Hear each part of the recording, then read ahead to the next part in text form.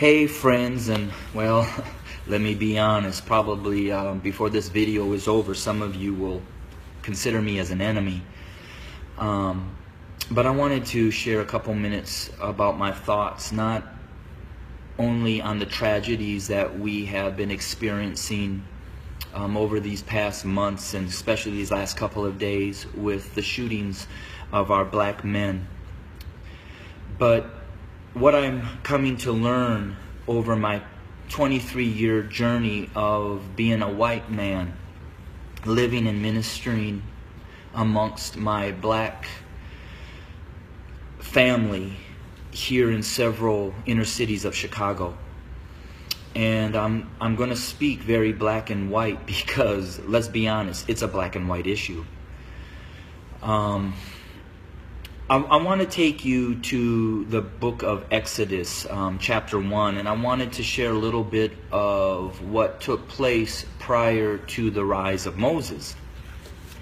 When I read that, it talked about that the Pharaoh became concerned and very fearful that the Hebrew slaves were growing in number and in power.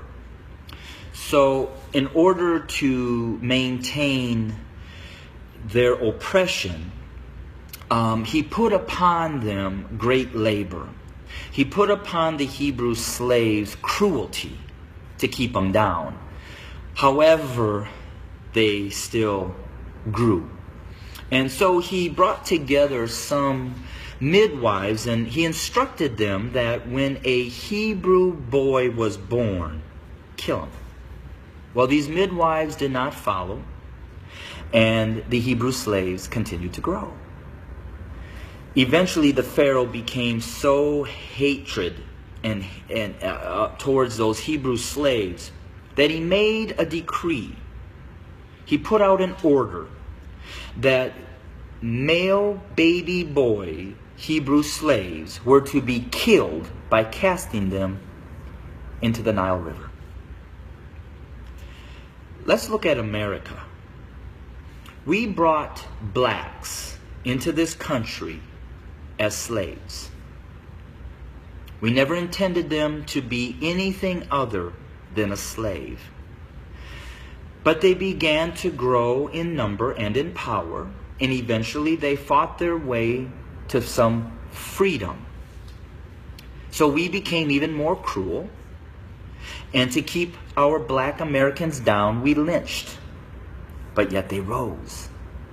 So then we used the welfare system, the criminal justice system, to keep them down, to contain them, to destroy them. But yet they rose, and they're rising. Then we built prisons and jails to hold them. Yet they rose.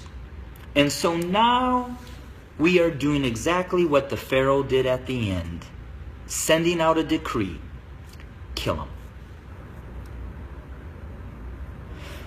So until we admit that when we wrote this Constitution that all men are created equal, that we never intended to include our black brothers and sisters, our nation may end up facing exactly what the Egyptians faced when they refused to let God's people go.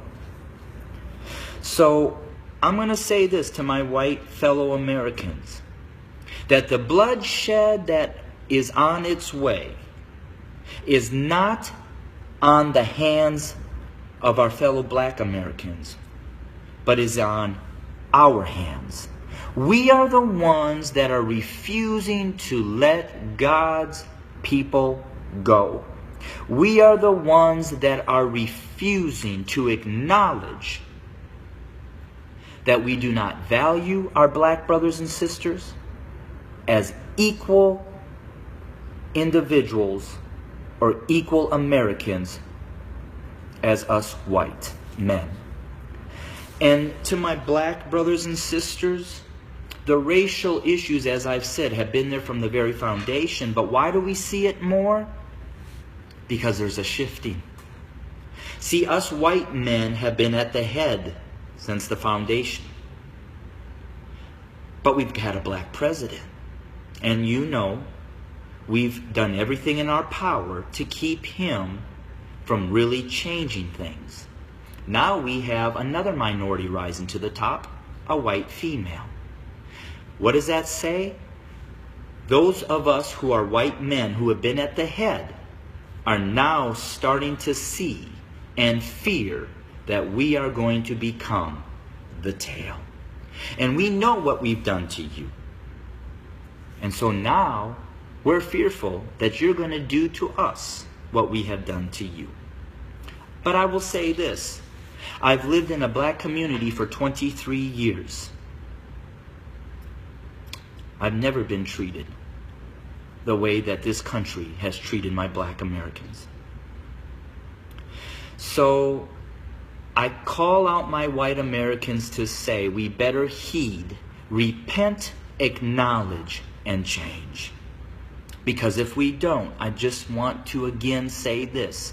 The bloodshed that we will experience is on our hands, not the hands of our fellow black Americans. I welcome your comments. I welcome your feedback. Hit me up on Facebook or go to my webpage at www.studio2911.org. Again, that's studio2911.org.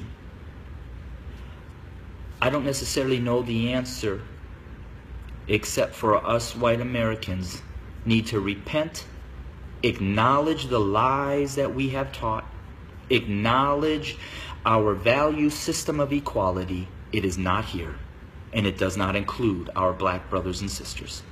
And we need to change, and we need to change now. Thanks for your time. Bless you.